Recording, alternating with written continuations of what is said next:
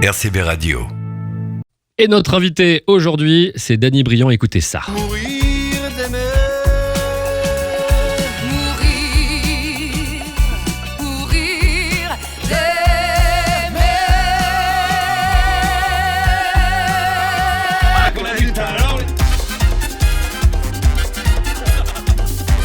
Devi sapere, ancora sorridere. Hier encore, j'avais 20 ans, je caressais le temps. Nous nous reverrons un jour ou l'autre, par les magiciens qui arrivent au temps des amours mortels. Que c'est triste Venise quand on... Bonjour Danny Briand. J'en ai mis que quelques-uns.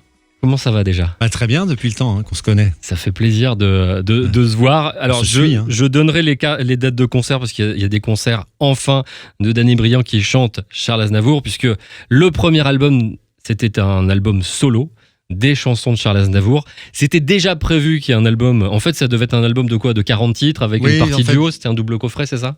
C'est ça, c'est que Aznavour, l'œuvre est immense, tu la connais. Elle est magique. J'avais beaucoup de mal à choisir les titres, donc dès le départ, je voulais faire un double album, 25 titres.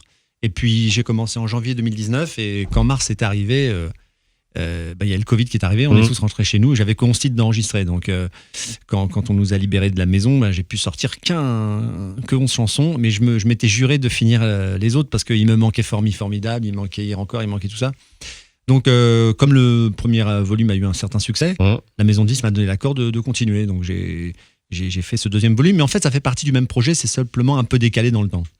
Patrick Fiori, Garou, Laurent Gérard, Ibrahim Malou, Vincent Niclot, Nikos Aliagas qui chante en grec. J'avais jamais entendu la mama en grec. Comment est arrivée cette idée ? Il a chanté déjà, c'est ça ? Ou alors il est venu vers toi ? Oui, c'est ça. En fait, Nico, c'est un bon chanteur, il faut le savoir. Oui, il chante souvent, c'est pour ça qu'il est très bon quand il faisait le chant contre le cancer à Villefranche-de-Rouergue. Je l'avais déjà vu chanter et il chante très bien. Très bon chanteur. J'étais en concert avec lui à Athènes dans les années 2000. Il a fait un album en 2008. Et Aznavour aimait beaucoup Nikos. Moi, j'ai invité que des gens que Charles adorait. J'étais un peu ami avec Charles. Je savais les artistes qu'il aimait. Et puis un jour, je fais 50 minutes inside pour promouvoir volume 1. Et il me demande de chanter la Mama. Et à un moment, je prends ma guitare, je chante la Mama et il me rejoint en grec. J'étais scotché en direct, ça s'est passé en direct sur TF1. Et je lui dis, mais c'est magnifique en grec. Il me dit, ouais, la version en grec, elle existe et tout ça. Je lui dis, écoute, je fais un album de duo. Est-ce que tu veux venir la chanter en grec ? Et il est venu comme ça, voilà. L'histoire de cet album, tu connaissais très très bien Charles Aznavour, vous étiez amis, c'était un hommage, ça c'est clair, puisque quand on perd quelqu'un qui nous a laissé un patrimoine musical incroyable, surtout il a laissé et il nous a donné la possibilité d'entendre des fois des thèmes assez, on va dire, polémiques, et il arrivait à les faire passer dans des chansons avec ses propres mots. Il avait un talent pour ça. Comment est venue l'idée de faire cet album ? Je crois qu'il y a une histoire au Flore, un truc comme ça, dans un restaurant où tu as croisé la fille d'Aznavour. Voilà, c'est ça en fait. Non, moi je trouvais déjà que au décès, à la disparition de Charles Aznavour, on n'a pas fait grand-chose. Je trouve que c'était le chanteur français le plus connu au monde. Ses tubes sont repris dans toutes les langues. Et je trouve qu'il n'a pas eu un hommage. En tout cas, un hommage, il l'a eu avec Macron aux Invalides. Mais l'hommage artistique à son œuvre, je trouve qu'on ne l'avait pas célébré comme on l'avait fait pour Johnny, par exemple. Ouais. Et ça c'était un manque, parce que moi, c'était mon maître, c'était un ami, et je trouvais qu'il y avait un manque. Et c'est vrai qu'un jour, le DA de ma maison 10 m'a dit, écoute, tu es un fan de Charles et tu es un peu dans sa même famille de chansons, etc. Est-ce que tu voudrais pas faire un tribute à Charles? Je lui dis, écoute, un tribute, c'est quand même très lourd, parce qu'une chanson, je veux bien, mais tout un album, et surtout qu'il y a tellement de chansons, je ne sais pas. Et à ce moment-là, c'est vrai que j'ai croisé Katia Aznavour, au même moment, à Saint-Germain. Ouais. Et là, j'étais scotché, et je lui ai dit, écoute, on est en train de parler d'un hommage à ton père, qu'est-ce que tu en penses? Et elle m'a dit, quelle bonne idée. Et elle m'a donné son accord, parce qu'il faut quand même avoir l'accord de la famille. Ouais, tout à fait, ouais. Donc, alors j'ai appelé ses frères, parce que je voulais avoir l'accord de toute la famille. J'ai appelé les autres frères, Micha et Nicolas, ils m'ont tous dit oui. Donc c'est parti de là, j'ai eu l'accord de la famille. Et après, j'ai décidé de faire donc ce double album, au départ, je devais chanter tout seul. Et puis au fur et à mesure de mes promos, j'ai commencé à faire des duos avec tous ces gens-là, donc j'ai eu envie de les enregistrer. Et on l'a entendu, Katia fait partie de l'album. Mais il y a aussi, ça c'est des potes, mais c'est les potes acteurs. Et de voir Dubosc et Antoine Duléry chanter, et d'être touché par Aznavour, ça a été surprenant. Moi, quand je l'ai vu, je me suis dit, pourquoi eux ? Et en écoutant le titre, je me dis, bon non, en fait, ils ont tout à fait leur place, en fait. Oui, je crois que les acteurs aiment beaucoup Aznavour parce que c'est un acteur qui chante, Aznavour. D'abord, c'est un grand acteur et ses textes sont construits comme des pièces de théâtre et les acteurs adorent les dire même sans musique. Et donc, je savais que Dubos, c'est un grand ami à moi et Duléry aussi, on se connaît depuis qu'on a 16 ans, 18 ans et c'est des fans de Charles, ils l'imitent, ils le chantent. Donc, je savais qu'ils interpréteraient aussi avec.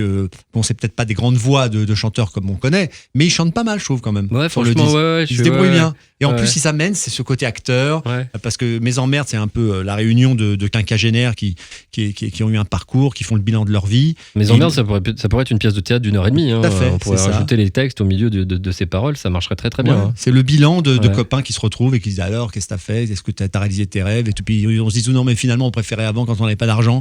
Mais au moins on était heureux, voilà. Donc c'est ça. Et donc je trouve qu'ils ont retranscrit toute cette atmosphère de copains qui est très sympa et qui s'entend bien sur le disque. Ce que j'ai rigolé en regardant le PK tout à l'heure, c'est que Laurent Gérard se faisait imiter par Aznavour lui-même en train d'imiter il avait beaucoup d'humour en fait, Charles Aznavour. Il avait un humour fou, et puis il aimait qu'on l'imite. Mais après il imitait l'imitateur, les tics qu'il reprenait, il disait est-ce que je le fais bien comme ça, c'était très drôle. C'est vrai que sur scène c'était assez incroyable. Quand il y a un moment, moi je me souviens de l'avoir vu au Zénith de Lille, et il y a une chanson qui a fait mal démarrer, et lui il n'avait pas de souci, il s'arrêtait et il expliquait ce qui se passait, et il voulait la refaire. Il voulait toujours que le public est le meilleur. Ah oui, c'est ça. Ouais. Et il voulait pas continuer dans un truc où il sentait qu'il était mal parti, donc il s'arrêtait en plein milieu et tout le monde se disait mais dis donc, on n'a jamais vu ça. Il avait un caractère aussi, mais il était surtout aussi plein de tendresse. Moi, je me souviens qu'ici il avait fait une dédicace au Furet, et j'avais envoyé un gamin qui a 18 ans faire son interview, donc Charles Aznavour face à un gamin de 18 ans qui connaît pas Aznavour, et l'interview s'est passée tranquillement, nickel, il a attendu, ils ont discuté ensemble, et j'ai vu un gamin de 18 ans revenir qui au début n'avait pas envie de faire Charles Aznavour parce que c'était pas, et qui ensuite on le repérait, il était sur YouTube en train de réécouter toutes les chansons de Charles Aznavour. Il avait retourné un gamin de 18 ans juste sur une interview, et ça m'avait... C'est vrai qu'il était très attentif à la jeunesse. Ouais. Il a eu la chance d'avoir une longévité très très grande par rapport aux chanteurs qui disparaissent souvent tôt, comme des types comme Jacques Brel. Ils ont tous démarré ensemble, hein, Jacques Brel, Brassens, Ferrat, mais ils ont tous disparu très tôt. Charles Aznavour, c'est le seul qui avait une longévité, qui était un monument et un classique de son vivant. Et si vous voulez, pour redistribuer cette chance, et comme il a eu des débuts très difficiles, il a eu pratiquement 17 ans de bide, il était toujours sensible à la jeunesse et aux artistes qui démarraient. Et moi, dès le début, il m'a témoigné son intérêt, et il me donnait des conseils pour que ça dure. Parce que lui, il voulait que ça dure, il voulait pas qu'on fasse un feu de paille. Il sait combien c'est très dur quand on était dans la lumière, puis d'un coup on repart dans l'ombre. C'est des vies terribles. Donc il nous donnait des conseils pour que ça dure. Et il était donc sensible à tout le monde, aux journalistes, et il aimait aider les jeunes. Mais il y en a très peu comme ça. Hein. Ouais, non, il y en a très peu. Cet album, en tout cas, je vous le conseille, c'est tout un album de duo, et alors il y aura la scène, et ça fait plaisir, ça fait du bien de revenir sur scène. J'ai commencé, c'est vrai que c'est sympa. Et de chanter Aznavour, vous êtes combien ? Parce que c'est vrai que t'as réussi quand même à faire swinger quelques-unes des chansons d'Aznavour. Je pense qu'il aurait kiffé les chanter. Ou alors il aurait kiffé faire la sauce, quoi. Parce que l'idée, c'est pas de refaire ce qu'il a fait lui. Ça existe, c'est des chefs-d'œuvre. C'était de faire la rencontre entre Charles Aznavour et Danny Briand. Donc je l'ai mis à ma sauce. Le premier volume était très latino. Et le deuxième volume est très swing, très crooner.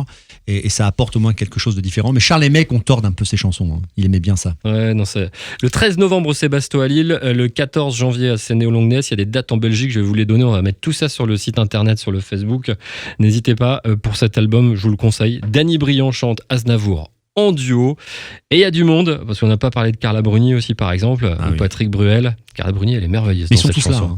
Mais ils sont tous venus. Ils sont Séverino. Je pense qu'ils ont couru. Hein. Ils étaient déjà là. Garou, il est super bien le titre. Et Véronique Dicker aussi est assez surprenante. Avec sa propre voix. Avec sa vraie voix, en fait. Elle limite personne. Et on se dit, mais elle a vraiment ce qu'il faut. C'est une vraie chanteuse. Merci beaucoup, Danny Briand. Merci à vous. RCB Radio, à la Seine-sur-Mer, sur 96.2.